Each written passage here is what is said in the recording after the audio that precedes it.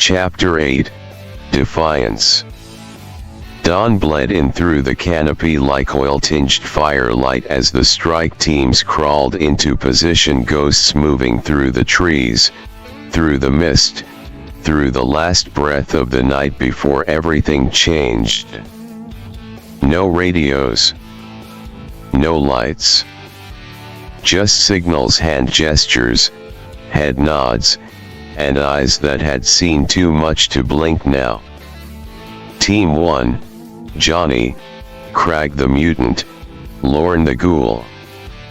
They took the south slope closest to the main depot, where the lead tank sat half-sheltered beneath a rusted awning, its barrel aimed lazily toward the treeline, its engines cold. They moved like sharks beneath waves.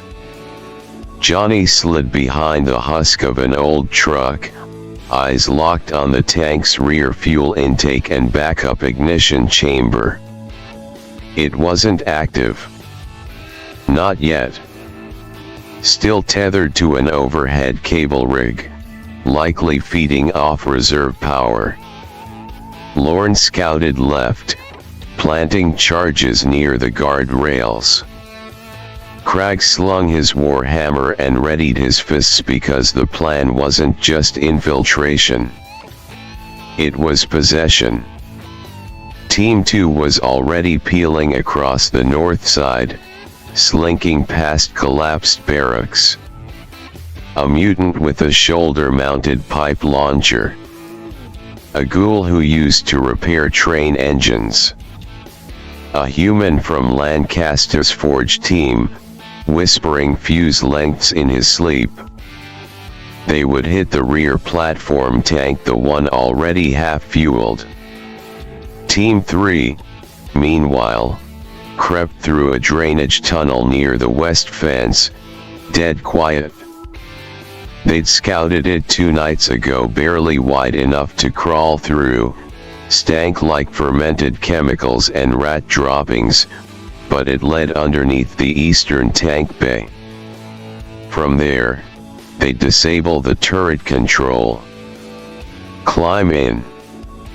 Hijack it from the guts outward. Back at the lead tank, Johnny placed his hand on Crag's arm. One nod. Now. Lorne popped the charge. Boom. A soft, wet blast tore through the guard line on the left, sending debris and broken metal flailing into the sky. Sirens didn't even have time to wail. Crag barreled forward, tearing through a patrol line like a wrecking ball with teeth. One guard, half-feral ghoul in broken riot gear, caught a full fist to the rib cage and folded like paper. Johnny vaulted onto the back of the tank, slammed a pry bar into the ignition port, and ripped the access panel off. Lorne feed line. Crag cover. Bullets whined past. The tank groaned as Johnny bypassed the control lock, fingers dancing over circuits melted by age and arrogance. And then, Rum!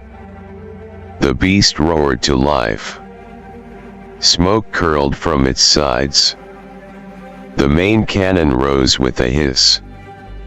Hydraulics groaned awake.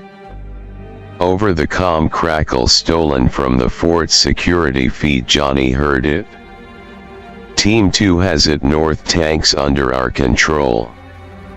Team 3's in the guts, give us 20 more seconds. Johnny didn't wait.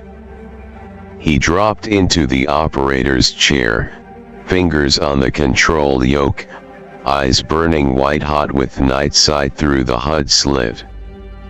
Behind him, Crag climbed into the gunner's hatch. Lorne leapt onto the exterior and began slapping up a makeshift flare beacon made from salvaged LED bricks and a road sign. This tank belongs to us now. Johnny shouted over the intercom, voice crackling through the fort's feed. And if you don't get the hell out of our way, you'll be the next thing we flatten. Outside, chaos bloomed. Old world soldiers, half ghoul and half machine, staggered into the open, stunned to see their own tanks turning cannons swiveling toward the bunkers instead of the trees. And from the hilltops above, the rest of Lancaster's force surged down in waves, weapons raised, voices high. Not with fear, with victory already blooming behind their eyes. Because the tanks weren't just tools, they were symbols. And now, they belonged to Johnny Vanjik. And Lancaster marched forward with steel beneath its feet. The cannon fired with a sound like the earth tearing itself open. Boom. Concrete shattered. Steel bunkers cracked like bone. One of the old world towers collapsed in on itself, a rusted crown falling onto the dead soldiers still trying to stumble from its shade. Johnny stood in the commander's hatch, wind slamming his coat against his frame, eyes glowing like the devil had loaned him a star. His voice cut through the comms, through the noise, through the chaos of the crumbling past. Fuck these motherfuckers. Every last one of them. For what they did. For what they protected. For every goddamn lie they buried in this fortress. Behind him, Cragg laughed deep and brutal as he rotated the cannon for another shot. Permission to crush. Granted. Down below, ghouls were moving like wildfire, fast, precise, years of bitterness burning in their chests as they carved through old patrol routes, clearing the barracks, flooding the control hall. Mutants brought the weight-slamming blast doors off hinges, ripping turrets from their mounts. And the humans of Lancaster? They lit the goddamn sky on fire. Team 2's tank slammed through the southern gates, dragging the body of one of the bunker captains behind it like a ragdoll. Team 3's tank crushed a communications tower under its treads, silencing a last-ditch signal flare before it ever reached the clouds. The defenders tried to fall back, tried to regroup, but it was too late. Because this wasn't a siege. It was a reckoning. Johnny dismounted the tank once the last cannon fell silent. The fort burned behind him. He walked into the command chamber, what was left of it, and found the central data terminal still humming, weak and stuttering like a dying breath. He slammed his fist down and tore the panel open. Behind him, Milo limped in, covered in blood that wasn't his. What now, boss? Johnny didn't turn. He plugged in the reclaimed drive, the one they'd prepped for this exact moment. Now, he watched the screen flicker. We erase these fuckers from the map. The drive lit green. Years of sealed logs. Names. Coordinates. Old protocols. All gone. Purged. Buried. Burned with the bones of the people who thought the end of the world was a second chance to play God. Johnny turned to the others, bloodied, breathing, alive. Fort Pioneer is ours. We don't rebuild it. We strip it. Drain it. Then we bury it so deep no one will even remember what this place used to be. He pointed east. Toward home.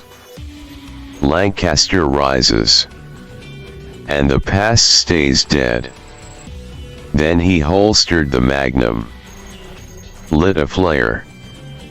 And walked back into the sun. They didn't leave anything. By nightfall, Fort Pioneer wasn't a fortress, it was a carcass, and Lancaster was the butcher. Every pipe, panel, hinge, and bolt that wasn't rusted into the bones of the structure was taken. Not salvaged. Claimed. The tanks fully intact were chained to mutant-pulled sleds and driven through the night back toward the rail line, engines whispering promises of a new kind of war. The weapons lockers? Cleaned out. Rifles. Explosives. Thermal optics.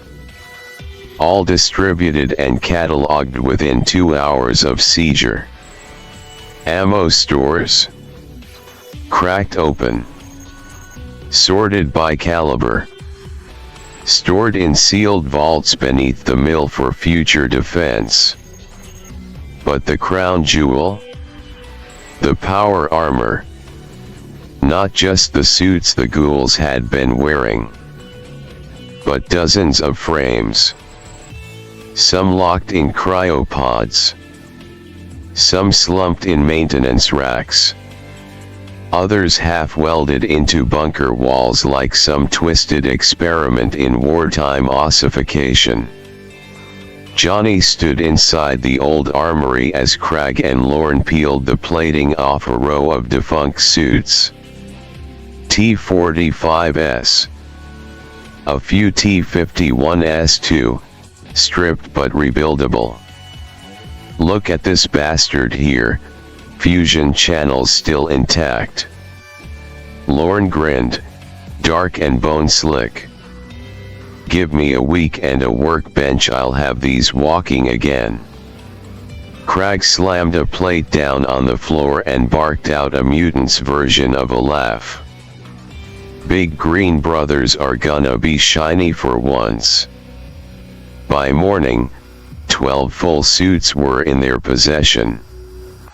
4 functional. 8 in repair rotation. Johnny didn't put one on. Not yet. But he stood next to one of the restored frames freshly scrubbed of Fort Pioneer's colors, marked only by a hand-carved 717 etched into the breastplate with a blowtorch. We don't wear these like trophies, he told the crew. We wear them like warnings. We survived. We rebuilt. And now, we're armored like the ghosts who tried to erase us. Every soldier outfitted with a suit was trained, tested, watched. No one forgot what Pioneer tried to be. But now it was a resource, not a threat. And Lancaster? Lancaster had tanks. Lancaster had armor. Lancaster had unity. And Johnny Vanjik? He had a war machine built from the bones of the old world. And a city too stubborn to die. Strip the rest, he ordered. Then we burn it all down. Leave them nothing but stories. Year 4, the year of the Iron Sun. By the time the first frost crept down the mountains in year 4, Lancaster had become something no one had thought possible. A nation in miniature. Not a camp. Not a cluster of survivors. A city reborn, fused from the bones of a shattered world and the rage of those who refused to kneel. The tanks. The 3 reclaimed tanks refitted, rearmored, and repainted in rust red with twin black stripes down the hulls rolled out from the mill's iron doors like gods of thunder. They were renamed Red Lion, 717 Wrath, Whispering God, used sparingly, moved only when necessary, and maintained like sacred relics. Not weapons of conquest, but symbols of vengeance reclaimed. Lancaster used them to solidify borders, to protect outposts, and to send a message to any who might test them. The old world had its armies. We built our own. The armor. Power armor wasn't handed out. It was earned. Training was brutal. Repairs constant. Fusion cells rare, recycled, prayed over. Lancaster's new elite wore hand-forged armor from Fort Pioneer's vaults but stripped of insignia, now marked only by the symbol that had come to define them. 7. Painted white over black plates. A mark of survival. A mark of duty. Johnny never wore the full suit. Not once.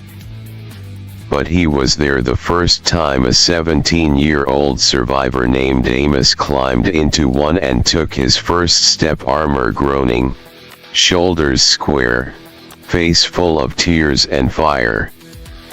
Johnny just nodded and said, "Don't forget who we took it from. West Lancaster and Bossman. Fully integrated now.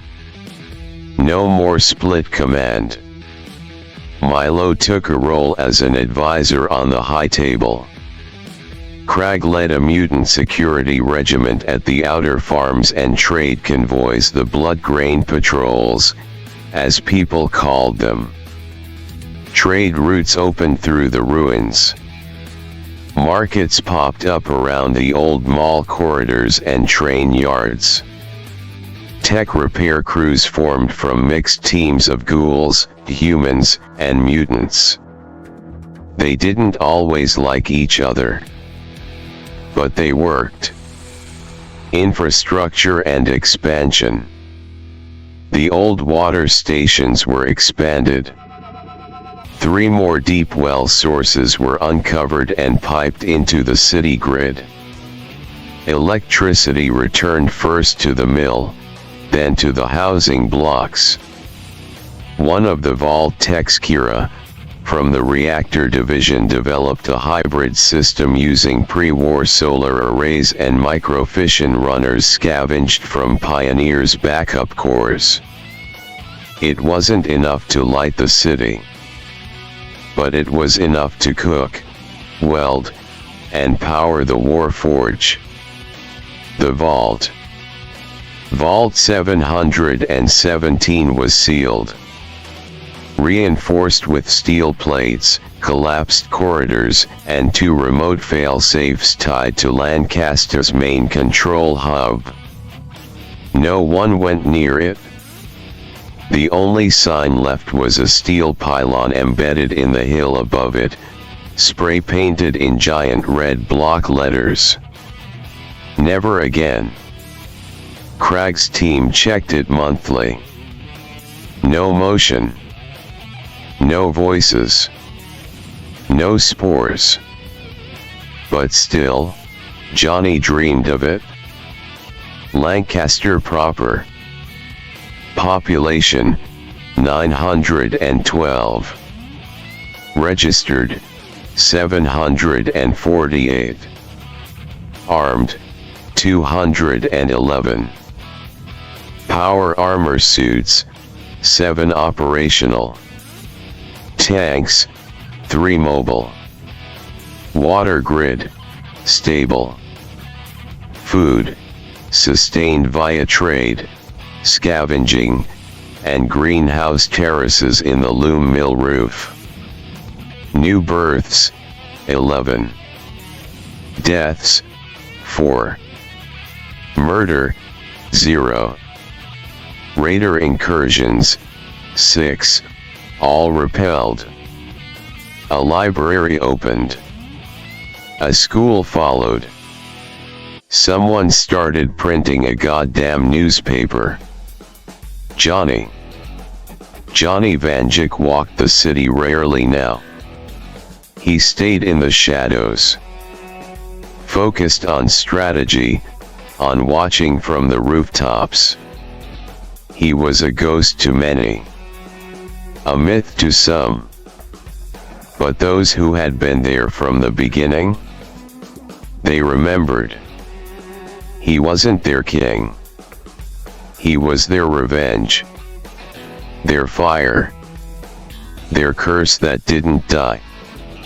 And when the wind howled through the hollowed buildings at night, the children whispered, "He's still watching. And if the old world comes back to take us again, he'll be the first one to burn it." Year 4 ended with the city under stars. Peaceful. But never asleep. It happened in the deep hush of early morning. Not with sirens, not with fire, but with the low rumble of treads on frost-hardened earth. The shimmer of cold steel just beyond the hills east of Willow Street. The first spotter saw them from the water tower. Raised a red flag. Not out of panic. Out of respect. Because whoever these people were, they were disciplined. Uniformed. And they didn't walk like raiders. Dozens of them. Armored columns rolling slow across cracked blacktop. Power armor glinting beneath patchwork tarps and frost-crusted cloth. Not pristine used, repaired, worn like confessionals. No banners. No horns. No war cries. Just a symbol painted on the shoulder of every last one of them. Gear. A sword, a gear, and wings. Carved into chest plates. Welded into salvaged plating. Marked on flags dragged, not flown. By the time they reached Lancaster's perimeter, the gate team was already lined up. Crag and Milo. 2 mutants in power armor. 6 sharpshooters in reclaimed Ford Pioneer gear. And Johnny. Standing alone on the edge of the causeway, code flapping behind him like a shadow cut from memory. The strangers stopped 50 yards from the gate. Their lead tall, clean-shaved but ragged-eyed stepped forward and removed his helmet. Gray at the temples. Scar over one brow. Steel in his jaw. He spoke low, tired, but firm. Name's Elias Ward. Brotherhood of Steel. Appalachian Chapter. We're not here for a fight. We're here because we had nowhere else left to run. Johnny didn't flinch. Didn't draw. He scanned the column, saw the wear in their boots, the rattle in their machines, the way some of them couldn't even walk straight without help. He looked back at Elias. And spoke just loud enough to carry. You brought an army to our doorstep. Hope you don't expect a warm meal and blind trust. Elias gave a thin smile, no humor in it.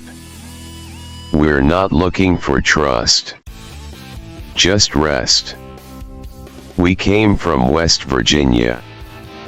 Ran from something we couldn't stop, something that burns through everything it touches. A virus.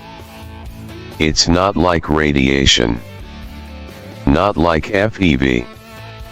It changes the air, the land, the minds of the things it infects.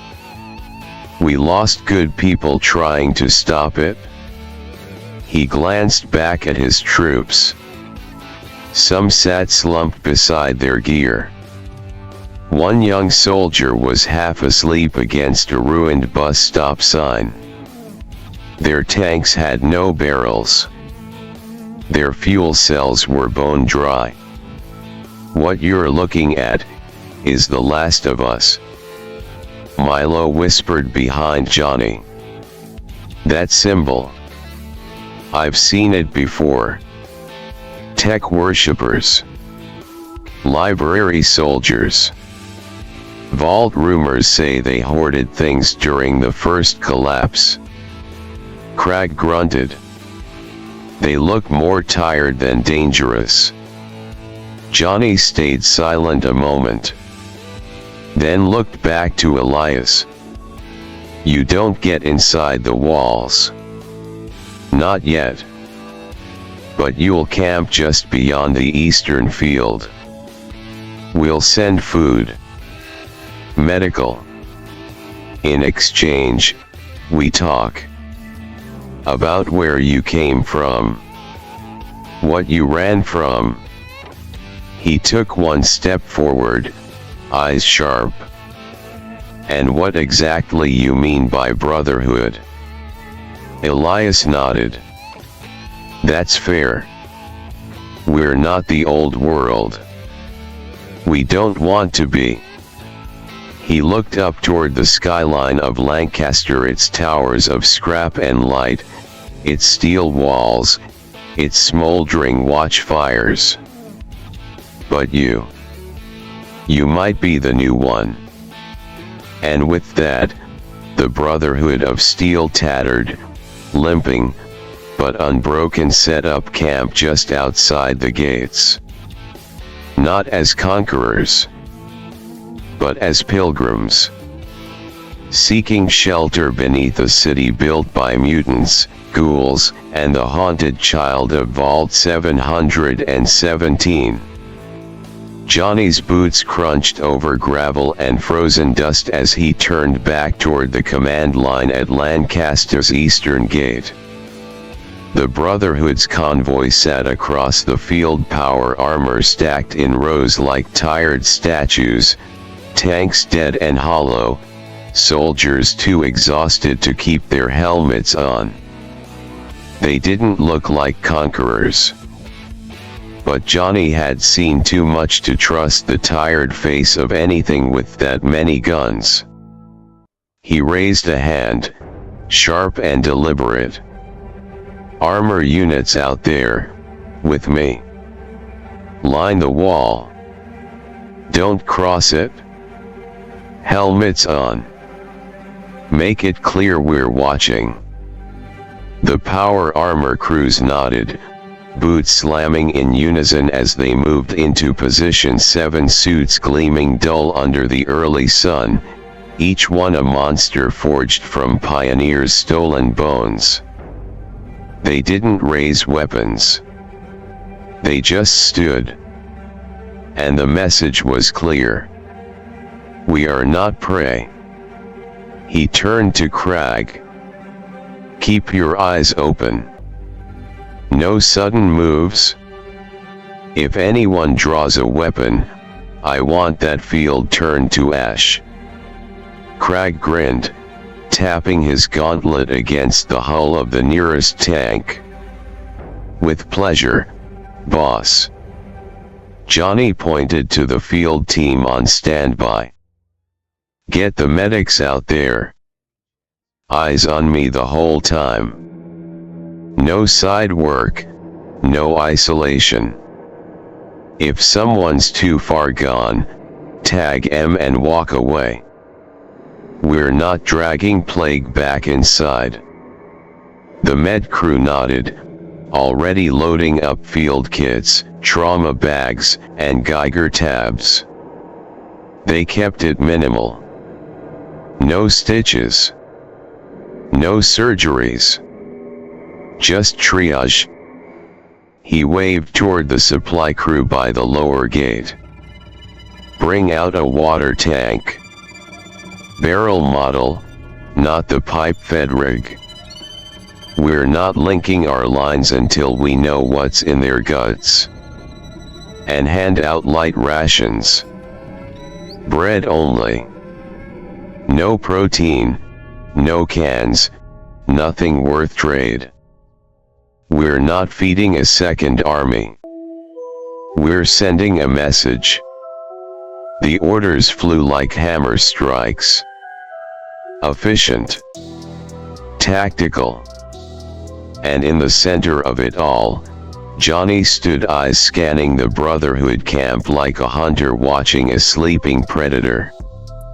He turned to Elias, who waited a few dozen feet away, arms crossed, helmet clipped to his belt. "All right," Johnny said, voice calm but pointed.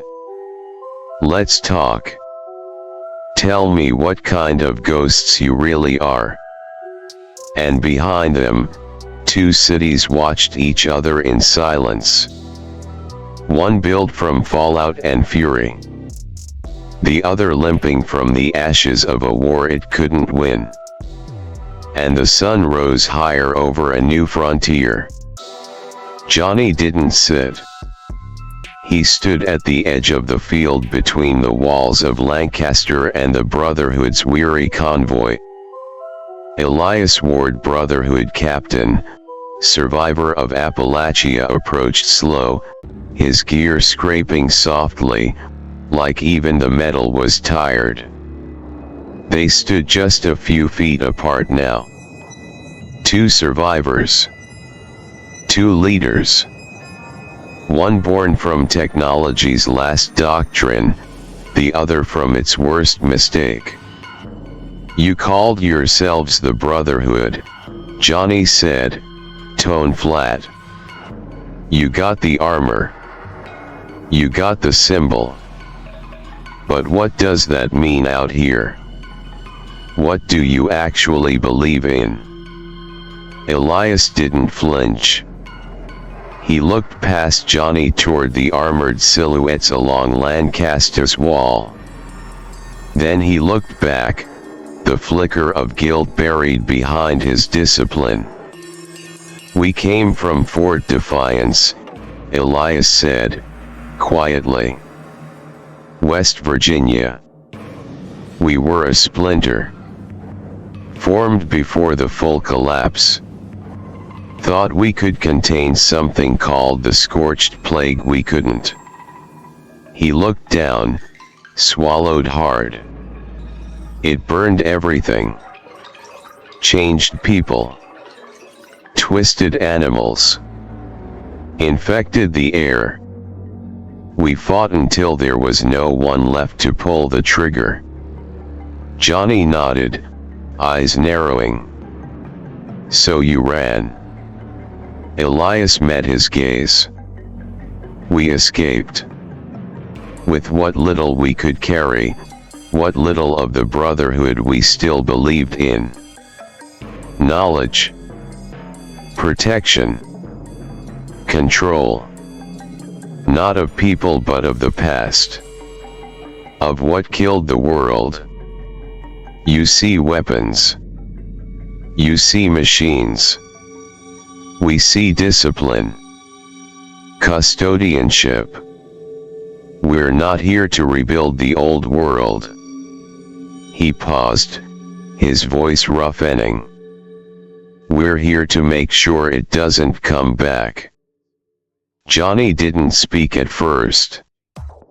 He looked over Elias' shoulder at the line of young soldiers in scavenged armor, eyes bloodshot from sleepless nights, at the civilians in field tents held together with tarp and twine. At the way their hands trembled when the bread was passed out. These weren't conquerors. They were embers. And they were almost out. "We've got tech," Johnny said finally. "Water. Power. Infrastructure. Everything the old world used to chain us down." He stepped forward, not aggressive, direct. "But we didn't hoard it. We bled for it. Shared it. Built with mutants. Fought beside ghouls. If your brotherhood can't accept that, you don't belong here." Elias looked at him.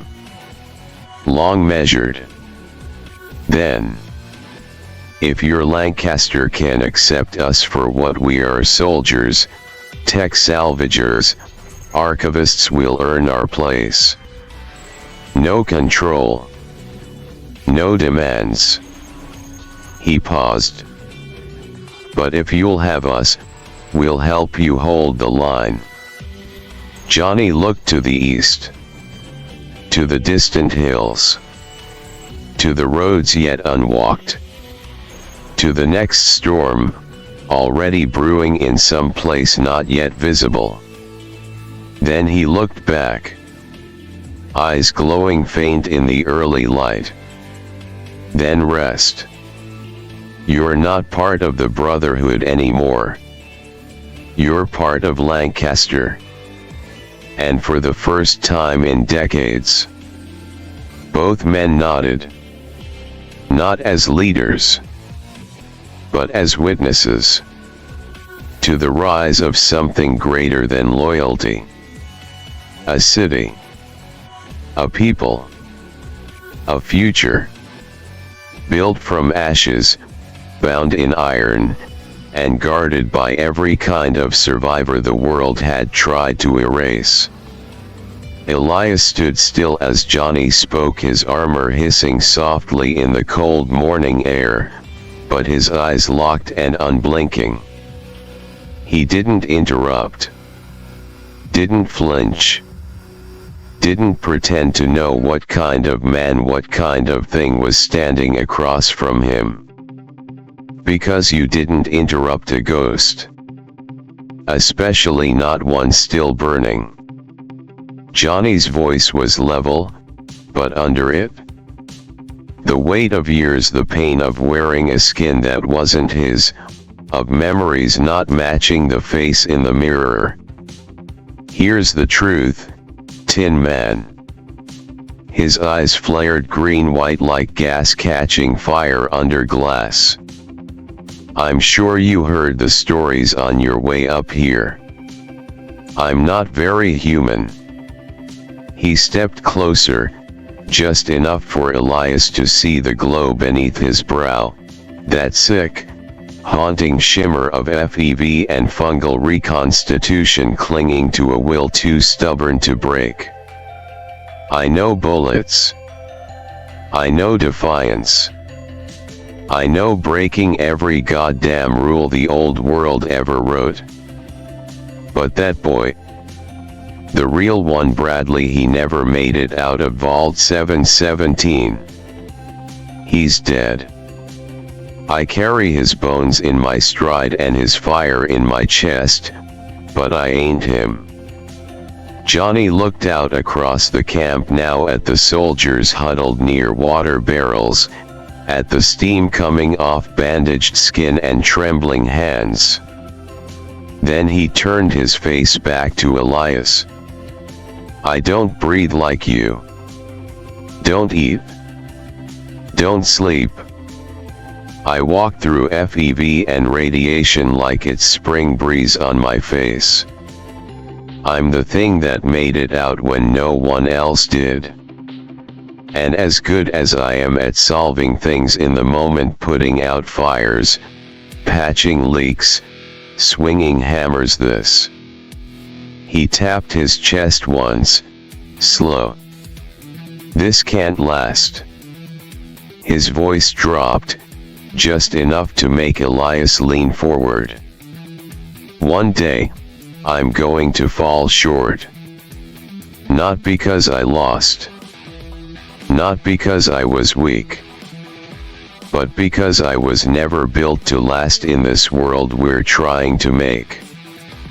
And when that happens, when Lancaster's still standing, still breathing, I don't want its future chained to a monster like me.